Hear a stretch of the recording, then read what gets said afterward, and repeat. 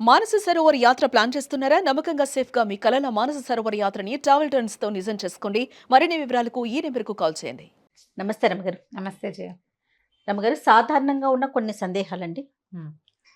చీపురు ఇంట్లో ఏ వైపు పెట్టాలి, ఎలా పెట్టాలి, ఇలాంటి సందేహం కూడా ఉంటుందండి. ఒకటి ముందు ఇది క్లియర్ చేయండి, తర్వాత ఉన్న సందేహం అడుగుతాను మిమ్మల్ని.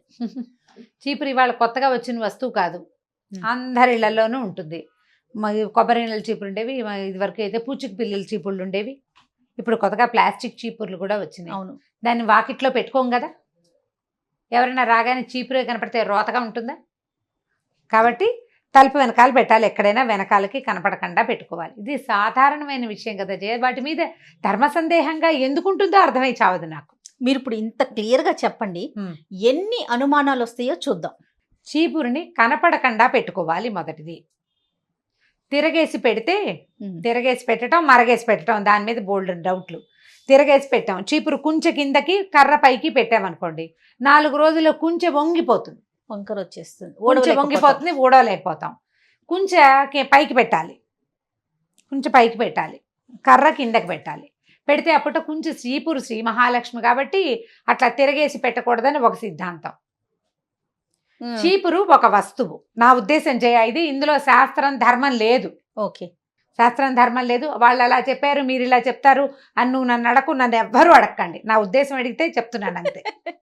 చీపురు ఒక వస్తువు, అది మనం ఉపయోగించుకునేది.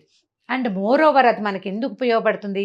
మన పరిసరాల్ని శుభ్రంగా ఉంచుకోవటానికి. కాబట్టి దాన్ని మొదట మనం శుభ్రంగా ఉంచుకోవాలి, దాన్ని సరిగ్గా ఉంచుకోవాలి. మ్యాక్సిమం యూటిలిటీ దాని నుంచి మనం తీసుకోవాలి. అండ్ అది ఊడవడానికి వాడే సాధనం కాబట్టి, అంటే శుభ్రం చేయడానికి వాడే సాధనం కాబట్టి, ఇంట్లో ఎక్కడ పడితే అక్కడ అందరూ నలుగురు వస్తే కనపడేటట్టుగా పెడితే బాగుండదు. అందుచేత దాన్ని కనపడకుండా పెట్టండి మొదటిది. కిచెన్ బాల్కనీలో కానీ లేదా బెడ్రూమ్కి అనుసంధానంగా ఉన్న బాల్కనీలో కానీ వెనక వైపుగా పెట్టుకోవాలి. తలుపు వెనకాల పెట్టచ్చు. కర్ర కిందకి పెట్టి కుంచె గనక పైకి పెడితే మీరు వంగి కర్ర పట్టుకోవచ్చు తీయటానికి. చీపురు వంగిపోకుండా ఉంటుంది. నేను క్లియర్గా చేసే మెథడ్స్, నేను చేసేది ఖచ్చితంగా చెప్తున్నా. మా ఇంటికి ఎవరైనా వచ్చినా చూడొచ్చు. రోజు మా సచివతి నన్ను అడుగుతుంటుంది, నువ్వు ఒకదానివే ఇలా పెడతావమ్మా, ఎవరి చాయిస్ వాళ్ళది అని చెప్తాను నేను.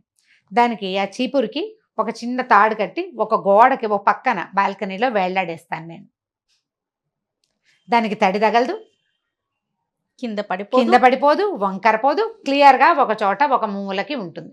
ఆ కేబుల్ లోపల బాల్కనీలోకి వచ్చి ఆ వైపుకి ఎవరైనా తిరిగితే తప్పిస్తే నా చీపురు ఎవరికి కనపడదు. ఇప్పుడు దేవుడి గది మనం శుభ్రంగా ఉంచుకోవాలని, పవిత్రంగా ఉంచుకోవాలనుకుంటాం. ఇల్లంతా ఊడ్చే చీపురుని దేవుడి గదిలో పెట్టకూడదు కదా, పెట్టకూడదు.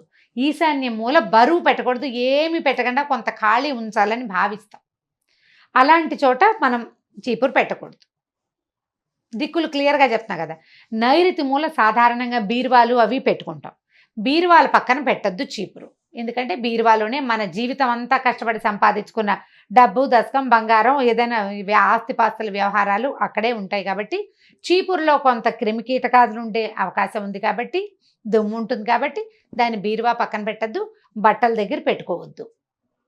అది మామూలు గదుల నుంచి కొంత సెపరేట్గా కాస్త బయట వైపుకి ఉంచుకుంటే సరిపోతుంది. 2 చీపుళ్ళని ఒక దగ్గర పెట్టకూడదు అంటారు. 2 చీపుళ్ళని ఓ దగ్గర పెట్టకూడదు, ఇది ఒక సిద్ధాంతం.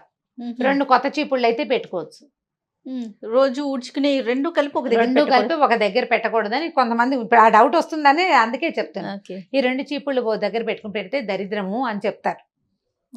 ఏం లేదు, ఓ పాత చీపురు ఓ కొత్త చీపురు పెట్టామనుకో, ఒకటి వాడుతున్నాం, కొత్తది ఇంకోటి తీసాం, పాతది పారేయం, కొంచెం కుంచుందిలే ఏ వరండావో ఊడ్చుకోవచ్చు అని పెట్టాం. అవును, అది ఉంచుకుంటాం. వరండాలు జిమ్కోవడానికి, కొంచెం బూజు జిమ్కోవడానికైనా ఉంటుంది అని ప్లాన్ చేసి కొత్త చీపురేమో ఇల్లు ఊడ్చుకుంటాం, ఇదేమో బాల్కనీలో వాకిలో ఊడవడానికి పక్కన పెడతాం. ఇప్పుడు ఆల్రెడీ బాగా పాతపడిన చీపుర్లో కొంచెం ఎక్కువ జర్మ్స్ ఉండే అవకాశం ఉంది. అవి ఆటోమేటిక్గా కొత్త చీపుర్లోకి వెళ్తాయి, అందుకు వద్దంటారు. కాబట్టి పాత చీపురు బయట పారేసి కొత్త చీపురు తీసుకోండి.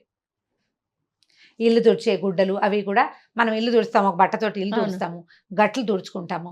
అవి ఎవరైనా వచ్చి వాకిట్లోనే పెడితే బాగుంటుందా చూడ్డానికి? నీట్ ఫీల్ రాదు కదా. అలుగుడ్డలు కనపడుతుంటే రోతగా ఉంటుంది, ఇల్లు బాగోదు. అందుకని వాటిని కనపడకుండా ఉంచుకుంటాం.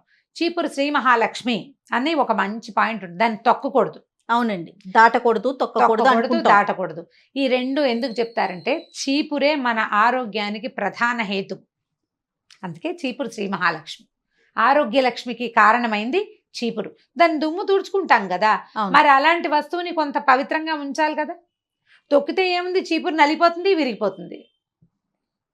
దాంట్లో ఏదైనా ఒకటి అరా జెమ్స్ ఉంటే వాటి దారిన లేకుండా అవి ఇంటి మధ్యలో వేసుకుని తొక్కేమంటే కాళ్ళకి పట్టేస్తాయి అవి. అవును.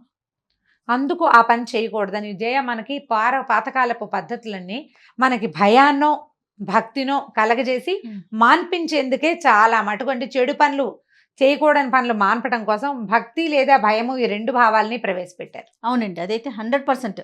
చీపురు పరిశుభ్రంగా ఉంచుకోవాల్సిన వస్తువు, ఎందుకంటే అదే మన ఇంటి శుభ్రతని కాపాడుతుంది. కనపడకుండా పెట్టుకోండి. నా మెథడ్ అయితే నేను వేళ్లాడేస్తాను ఖచ్చితంగా, అందులో ఎటువంటి డౌట్ లేదు. బాగుందండి మీ ఐడియా, సూపర్. ఇప్పుడు బాల్కనీలో ఏం పడుకోబెట్టడం. చేస్తారమ్మ గారు? పుల్లల చీపురు కూడా అంతే అంటే కొంచెం ఎత్తులో డస్ట్బిన్ పెట్టుకోవడానికి ఒక కార్నర్ ఉంది, ఆ కార్నర్ పైన పెడతాను. నీళ్లు శుభ్రంగా ఏదైనా తడి ఉందనుకో, నీళ్ళు కారిపోతే చీపురు ఆరిపోతుంది. ఓకే. చీపురులో తడి ఉండదు. కొంచెం కిందకి పెట్టామనుకో, పుల్లల చీపురులో తడి ఉండి కొంచెంతా నానిపోతుంది. అవును. 2 రోజుల్లో వాసన వస్తుంది. మనం ఆ బాల్కనీ వాటితోటి తుడిచామనుకో, ఇప్పుడు ఆ వాసన వల్ల వచ్చేటువంటి ఏ రకమైన బ్యాక్టీరియా అయినా మన ఇంట్లోనే వాసన వస్తుంది, అడుగులు విరిగిపోతాయి. వాసన రానివ్వకూడదు. వాసన వచ్చిందంటే బ్యాక్టీరియా. అంతే. వాసన రాకుండా ఉండాలంటే చీపురు ఆరిపోవాలి. శుభ్రంగా కడిగేసి దాన్ని ఎక్కడైనా దాన్ని కూడా కొంచెం పుల్లల చీపురు టైట్గా కట్టేయాలి. ఒక తాడు కట్టి వేళ్లాడేస్తే తడి ఆరిపోతుంది. తడి ఆరిపోతే ఇంకా అనారోగ్యం లేదు, ఇంకా అందులో డ్రై అయిపోతుంది కదా. తడి ఉండేసరికల్లా మనకి బ్యాక్టీరియా డెవలప్ అవుతుంది. జాగ్రత్తగా చేసుకోవాల్సినవి ఇందులో భక్తి మీరు ఉంచుకోండి. కావాలంటే మీకు అలవాటు ఉంటే కనుక మన ఇళ్లలో ఉన్న పద్ధతులు కాదు, మేము ఇలాగే పెడతాం, మా అమ్మగారు ఇలాగే చెప్పారంటే చక్కగా చేయండి అమ్మా, మీ అమ్మే కరెక్ట్, మీ అత్తగారే కరెక్ట్. నా విధానం అయితే ఇది. నేను ఏమనుకుంటా అంటే ఇల్లు, దాన్ని శుభ్రం చేసే వస్తువు, దీన్ని బాగా ఉంచుకోవాలి అంతే. రెండో ప్రశ్న, అద్దం పగలకూడదు అంటారు.